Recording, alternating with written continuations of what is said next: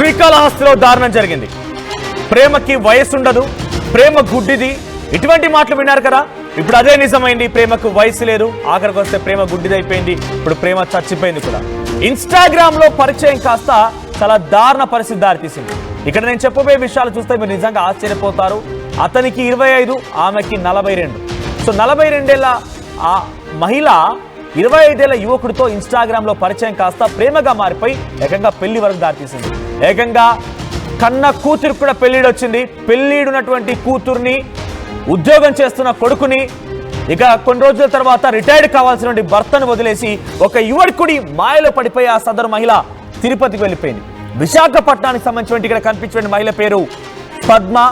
Instagram లో reels చేయడం ప్రారంభించింది. రీల్స్ ద్వారా ఏదో రకంగా ఫేమస్ కావాలనుకుంది. అయితే అప్పటికే ఆ పద్మకి భర్త, 2 పిల్లలు ఉన్నారు. కుమారుడేమో మెడికల్ రిప్రజెంటేటివ్గా పనిచేస్తున్నాడు.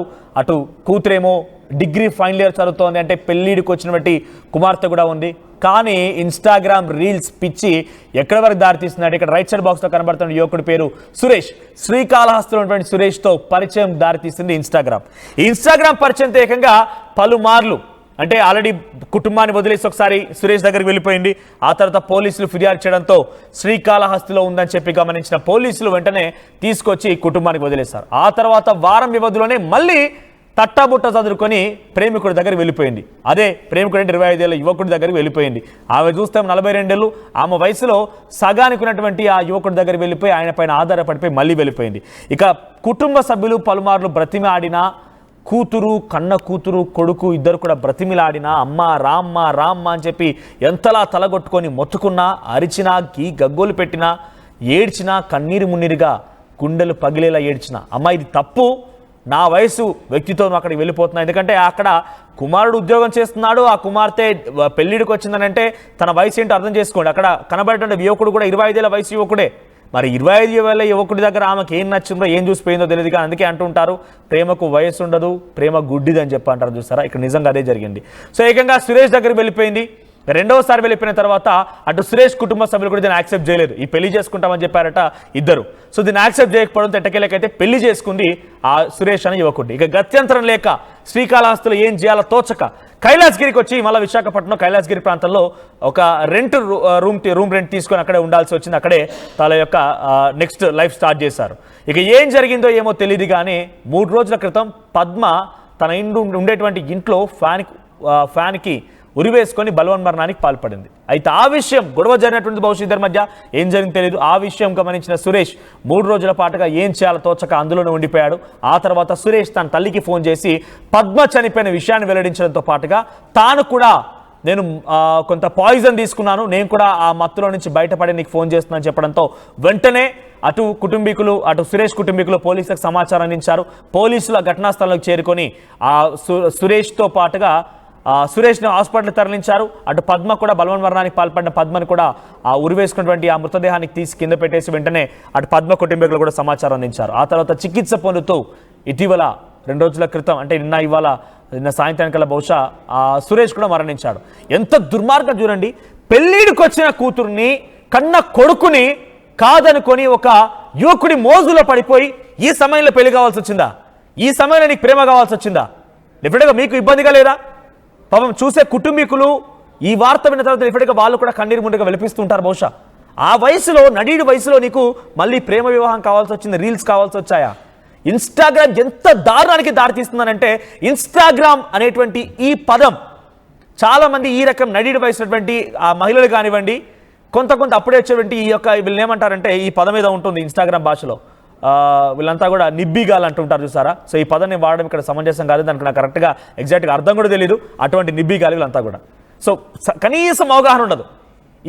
ఈ పిచ్చి వాళ్ళకి బ్యాచ్ కంతా కనీసం అవగాహన ఉండదు. ఏం చేస్తున్నామో సోయి ఉండదు, ఎలా ముందుకు వెళ్తున్నామో సోయి ఉండదు. ఏదో ఇన్స్టాగ్రామ్ డౌన్లోడ్ చేస్తామా, పిచ్చిగా 4 రీల్స్ షేర్ చేస్తామా. వాడు ఏమంటాడంటే ఏదో పిచ్చి డైలాగులు, ఆ డైలాగ్ ఇక్కడ చెప్పదలుచుకోలేదు. కనీసం వాటి గురించి ప్రస్తావన కూడా అవసరం లేదు మనకి ఇక్కడ. ఆ నిబ్బిగాలంతా కలిసి కొంతమంది ఈ రకంగా మోజులో పడేస్తూ ఉంటారు. ఆ మహిళలందరూ కూడా ఆకట్టుకుంటూ ఉంటారు. పోనీ వాడంటే ఒక పిచ్చోడు, వాడంటే ఒక దుర్మార్గుడు, వాడంటే ఒక నికృష్టుడు. ఈ మహిళకి ఏమైంది? ఈ మహిళ ఆల్రెడీ తన ఎవరైతే ఆకర్షితులైందో ఆ వయసు కొడుకున్నాడు కదా, ఆ వయసు కూతురుంది కదా, నడిడికి వచ్చినటువంటి ఆ మహిళకి ఏం పోయే కాలం నాకు అర్థం కాకపోతే ఆల్రెడీ పోయిందనుకోండి, ఈ మాటలు మాట్లాడుతున్నందుకు బహుశా ఈ కుటుంబీకులు కనుక చూస్తే కొంత ఇబ్బంది పడతారు. సో కానీ ఆ మహిళకి ఏం పోయే కాలం వచ్చింది ఈ సమయానికి. నడిడికి వచ్చిన ఆ మహిళ తన కూతుర్ని కొడుకుని, పెళ్ళిడికి వచ్చినటువంటి కూతుర్ని కొడుకుని ఇద్దరిని వదిలేసి, భర్తని వదిలేసి ఆ యువకుడి దగ్గర వెళ్ళాల్సిన అవసరం ఏమొచ్చింది? వాడేమన్నా నిజంగా ఒక బిట్స్ బిలానియా, లేకపోతే ఒక మైక్రోసాఫ్ట్ సీఈఓగా పనిచేస్తున్నాడా, గూగుల్ ఏంటి వీళ్ళంతా? వాడు ఒక చిన్న బచ్చా వెధవ. సో ఇక్కడ వెధవ అనే పదాలు మాట్లాడుతున్నందుకు దయచేసి క్షమించండి. కానీ ఎందుకు మాట్లాడుతున్నానంటే మీలో కొంతమంది అయినా ఇంకా ఈ రకంగా ఆలోచన చేసే వాళ్ళు మానుకుంటారన్న ఉద్దేశంతో ఈ రకంగా మాట్లాడాల్సి వస్తుంది. చూడండి, ఇప్పుడు ఏమైపోయింది, ఆఖరికి వస్తే పరువు పోయింది. ఆ రెండు కుటుంబాలకు కూడా ఈ ఘటన శాపంగా మారింది. ఇద్దరు చనిపోయారు. దీంతో ఉపయోగం ఏముంది? సో ఆల్రెడీ ఆ యువకుడితో మోజులో పడిపోయి పలుమార్లు అమ్మ వద్దు అని చెప్పి కుటుంబీకులు చెప్పినా ఆ కూతురు ఎంతలా ఏడ్చుంటుంది చెప్పండి. ఆ కూతురు ఎంతలా కన్నీరు మున్నీరుగా విలపించుంటుంది. సో ప్రజెంట్ ఆ కొడుకు కూడా చాలా ఇబ్బందిగా, అమ్మ నువ్వు అక్కడికి వెళ్ళడం కరెక్ట్ కాదని బాధపడి ఉంటాడు.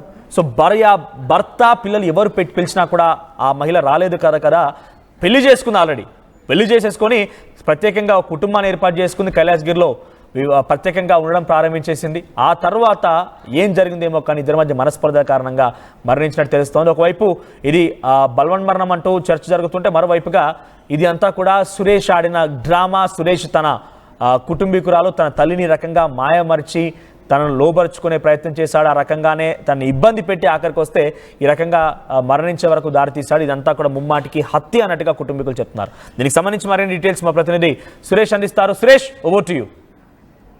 రైట్, అంతకంటే ముందు ఒకసారి పోలీసులు కూడా మాట్లాడారు ఘటన పైన. పోలీసులు ఏం మాట్లాడారో చూద్దాం. శ్రీకాళహస్తి పట్టణ సమీపంలోని కైలాసగిరి ప్రాంతంలో సురేష్ అనే 30 ఏళ్ళ యువకుడు 40 ఏళ్ళకు సంబంధించినటువంటి పద్మ, వైజాగ్ ఆమెకి ఇన్స్టాగ్రామ్ ద్వారా పరిచయం అయింది. ఈ పరిచయం కాస్త దగ్గర సంబంధాలకు దారితీసింది. గత నవంబర్లో ఆమె ఇన్స్టాగ్రామ్ ద్వారా ఫ్యామిలీని వదిలిపెట్టేసేసి ఇక్కడే ఇతనితోనే నివాసం ఉంటుంది. చిన్న మనస్పర్ధల కారణంగా ఇంట్లో ఉన్నటువంటి భార్యాభర్త చిన్న భోజన విషయం దగ్గర గొడవ పడేసేసి వాళ్ళు తిట్టుకోవడం జరిగింది.